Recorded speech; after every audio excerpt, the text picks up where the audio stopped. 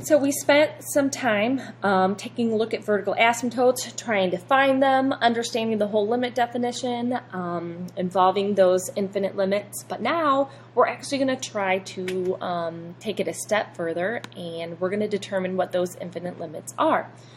So we have this function here, and we're taking a look at what happens when x approaches from the left, what happens when it approaches from the right. And notice the problem's just a little bit more difficult than our simple reciprocal functions that we were using.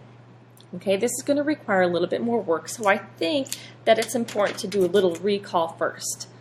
Okay, and what we want to talk about is for oblique asymptotes.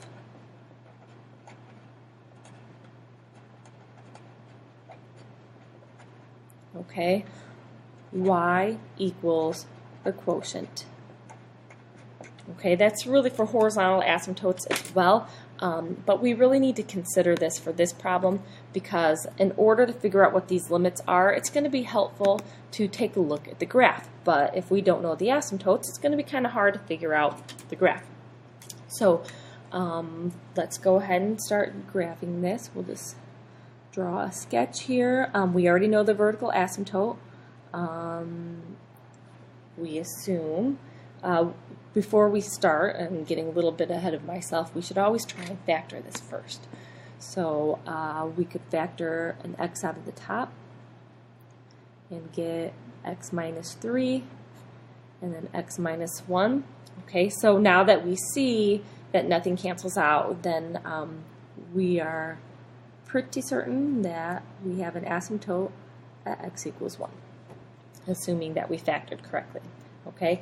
Now this is nice to have in factored form because this is a simple way to get our intercepts. We just need to set the numerator equal to 0, so we have an intercept at 0 and an intercept at 3.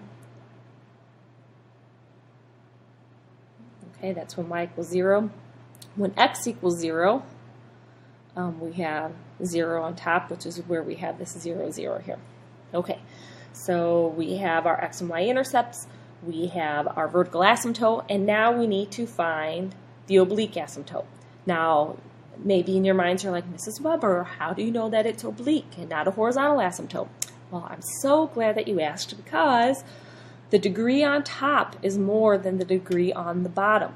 So in the process of trying to actually divide here, what happens is I'm going to have an x in my quotient. Okay, so let's go ahead and do that. Now you have some options here. You can do long division or you can do synthetic. I am going to go ahead and go with synthetic division. So I'm going to use my root. My root is 1. Coefficient of x squared is 1. Of x is negative 3. And my constant, don't forget about that, is 0. Okay? Now I just want to refresh your memory that the remainder does not matter. We're only looking for the quotient. So if you want to stop before you figure this out, that's okay.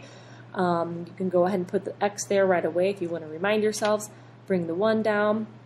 1, negative 2, negative 2, negative 2. But again, we don't care about the remainder. We just care about this constant and x term.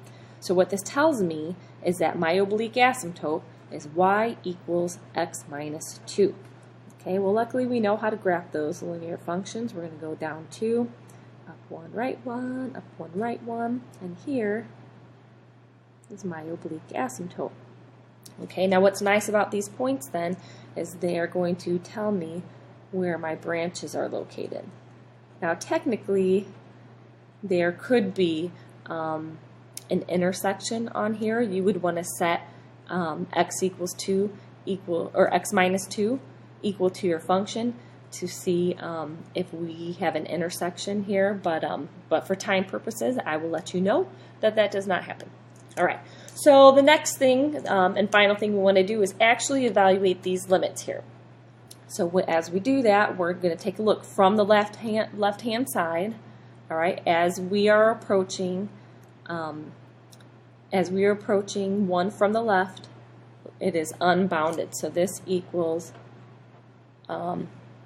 infinity, and then our infinite limit for the right hand side as we're coming from the right okay, then it's going to be unbounded, decreasing with that bound, so negative infinity.